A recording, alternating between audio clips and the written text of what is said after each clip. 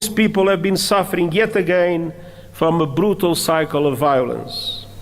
And the fighting that is raging in South Kivu as a result of the continuation of the M23 offensive threatens to push the entire region over the precipice. The United Nations boss António Guterres has painted a bleak picture about the current situation in eastern DRC. The UN mission MONUSCO and SADC mission in the DRC have been deployed to deal with instability.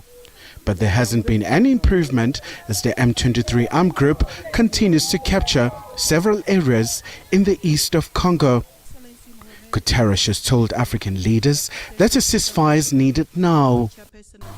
Regional escalation must be avoided at all costs.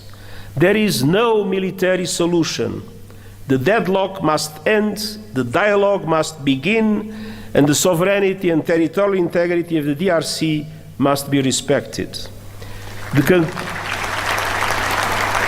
conclusions of the recent joint EAC-SADC summit offer a way forward, with a renewed call for an immediate ceasefire and new momentum for regional efforts based on the Luanda and Nairobi processes. He also says Sudan is burning.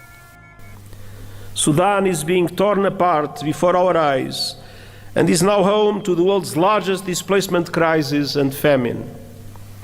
As we near the holy months of Ramadan, it is time for an immediate cessation of hostilities. The AU summit is also looking at what has been achieved in Africa's quest for long overdue justice and reparations due to colonialism and apartheid, slavery and transatlantic slave trade. And the reparations which we call for the international community to be able to recognize, first and foremost, with that which we ask from each of our children. Say sorry. Say sorry. And mean it.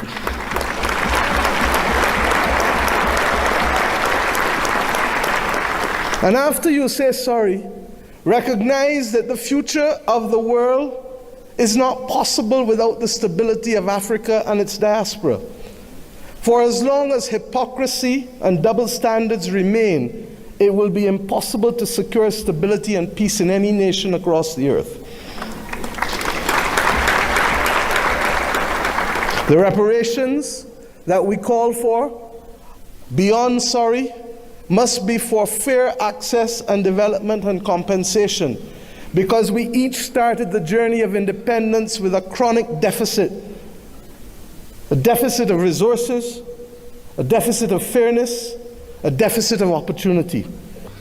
The African continental free trade is poised to turbocharge the region's economy, and calls to address the legacies of colonialism and slavery are growing louder, as reflected in your theme this year, and as reflected in the leadership of so many passionate voices for the liberation of Africa, such as the great Dr. Sam Nujoma of Namibia, whose life we celebrate and whose loss we mourn.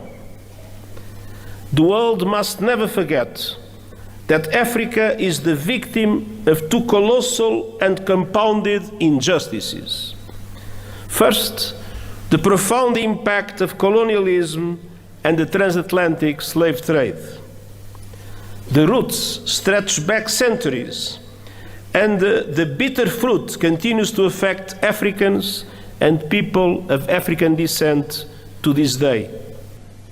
The call for reparations requires not just words, but concrete actions to affirm the equal worth of every human being. Excellencies, ladies and gentlemen, to achieve lasting peace, justice, and prosperity, we must rise above the geopolitical tensions and the historical divisions imposed upon us by colonial borders.